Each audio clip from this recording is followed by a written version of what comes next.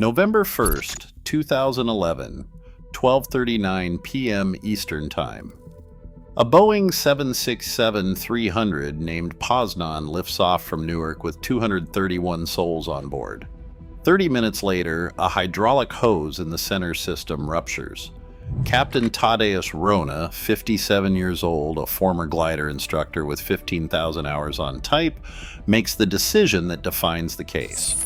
Tonight we are going to walk through 3 real cases of commercial aircraft landing without their gear, what failed inside the metal, and the single moment in each cockpit where the captain knew there was no second chance. Alarms sound in the cockpit at 13:09 Eastern. Hydraulic pressure drops from the center hydraulic system. The crew of ALOT Polish Airlines Flight 16 has just lost the primary means of lowering the landing gear. Captain Tadeusz Wrona, 57 years old with 15,000 hours on type, takes command of the moment. He scans the panel. The lights confirm it. No pressure, no gear. The first officer calls Warsaw Air Traffic Control. Mayday, mayday, mayday. Lot 16, hydraulic failure. Request immediate vectors to Warsaw. Air Traffic Control responds with clearance and priority. There are 231 people on board. Every decision now weighs against that number. Wrona's hands move with practiced calm. He runs the alternate gear extension checklist. The lever for gravity drop is dead. The C829 breaker, buried low in the cockpit, has popped. The gear stays locked in the wells. There is no way to bring it down. The captain makes his call. He orders a fuel burn hold circling to reduce landing weight. Every ton of fuel burned means less kinetic energy on impact and less risk of fire.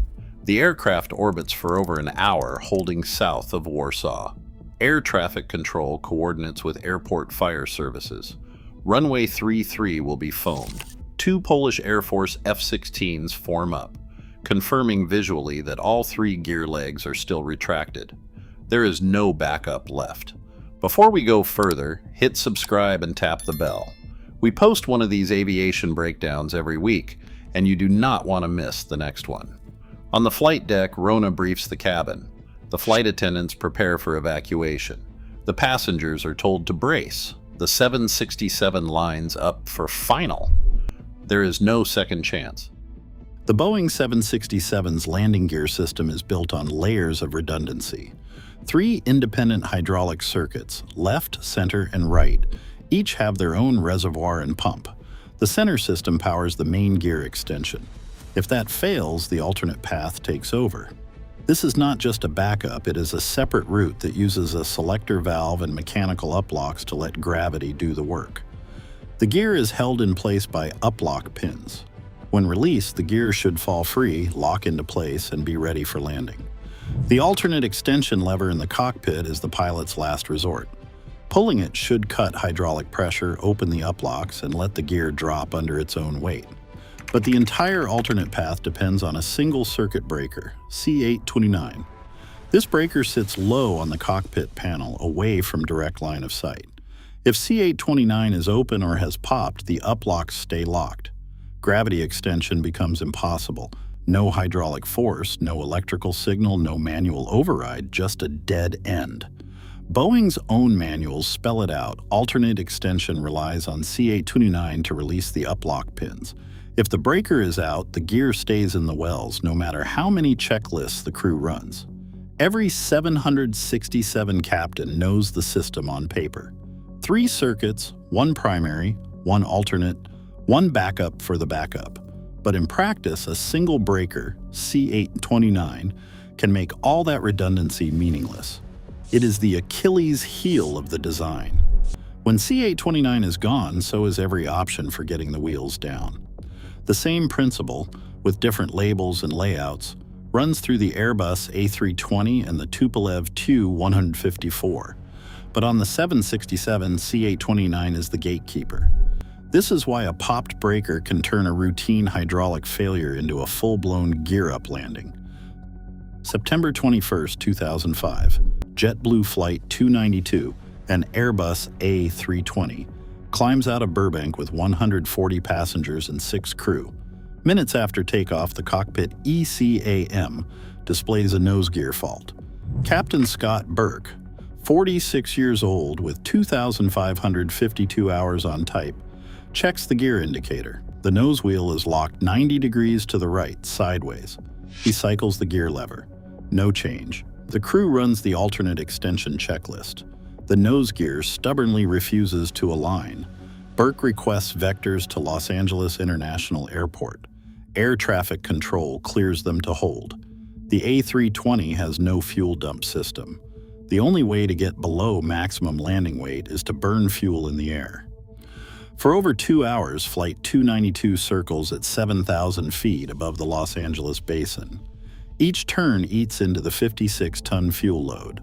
The crew keeps the engines at idle. Every minute, the aircraft gets lighter.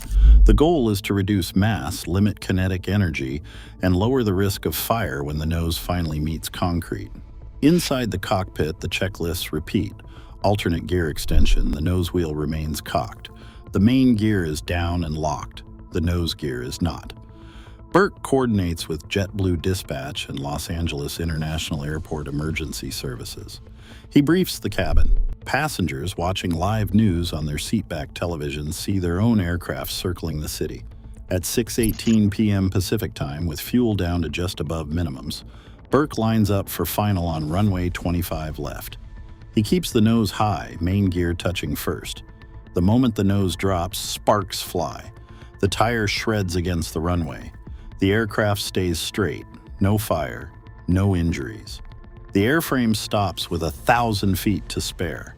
Quick favor, if this is the level of detail you want on aviation incidents, hit the like button and tell me in the comments which case shocked you the most. The brand and flight number you name helps me build the next investigation. Seatbelt signs glow overhead.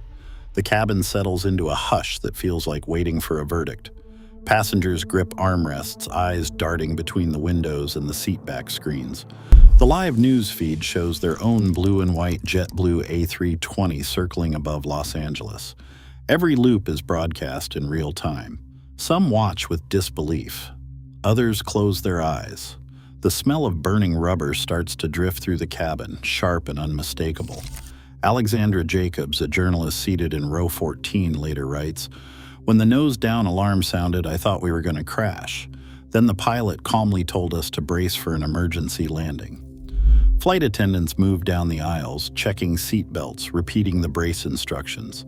Heads bend forward, feet flat, hands over heads. The final approach feels endless. Outside, dusk settles over the city. Inside, time stretches. A jolt. The main wheels touch. The nose stays high, then tilts down. Sparks shoot from the nose gear. A shower of orange and white. The plane shudders, slows, then slides straight. No fire. No sudden lurch. The aircraft stops with about 1,000 feet of runway left. A beat of silence. Then applause breaks out, muted at first, then louder. Relief flooding the cabin. Doors open. The smell of scorched rubber lingers, but every person walks off unhurt. Not a single injury. The JetBlue crew stands by the exit, faces drawn but steady. For the people on board, the memory of those final moments, rubber, sparks, the hush before applause, never really fades. Budapest, July 2002. 94 people board Malev Flight 262, a Tupolev Tu-154M set for Frankfurt. The approach is routine until the ground proximity warning sounds. The crew debates a go-around. In the rush, the landing gear checklist is never called. The gear lever stays up. No one notices. The Tu-154 crosses the threshold at 137 knots, still heavy with return fuel. The main wheels are locked in the wells. The cockpit stays quiet, no gear warning, no last-minute check. The fuselage strikes the wet runway. Metal scrapes concrete. The jet skids for 650 meters, shedding energy and spraying sparks. The crew finally realizes. They climb away, extend the gear, and land safely on the next circuit. The Hungarian Transport Safety Bureau logs the cause. Checklist omission. No mechanical fault. Just a missed call-out and a full fuel load that could have turned a survivable error into a catastrophe. The lesson? Even with redundancy, discipline is the last line of defense. Friction on bare aluminum at 150 knots drives temperatures over 1,000 degrees Fahrenheit in seconds. The 767's belly skin, just 1 to 2 millimeters thick, must absorb that heat without tearing open. The melting point of aircraft-grade aluminum is 1,221 degrees Fahrenheit, which is close. Every second on concrete risks breaching the fuel tanks. That is why crews burn fuel to minimums before touchdown, and why airport fire teams foam the runway. Heat alone does not kill an airliner, yaw does. Any angle greater than 5 degrees off the center line and the aircraft can roll, dig in, or cartwheel. The doctrine is absolute. Keep the nose straight, wings level, touchdown perfectly aligned.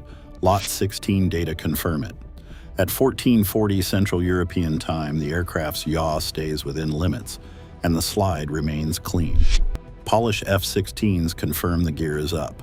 The approach is symmetrical and the touchdown is by the book. This is the forensic rule. A gear-up landing is survivable only if the aircraft arrives flat, straight, and cool enough to avoid ignition. No exceptions. A commercial jet touches down at 150 knots, metal to concrete. No warning, no rehearsal. Each safe recovery today is the sum of exact crew action, backup system integrity, and hard physics. In modern aviation, precision under pressure decides who walks away. Thanks for watching. Share your thoughts below.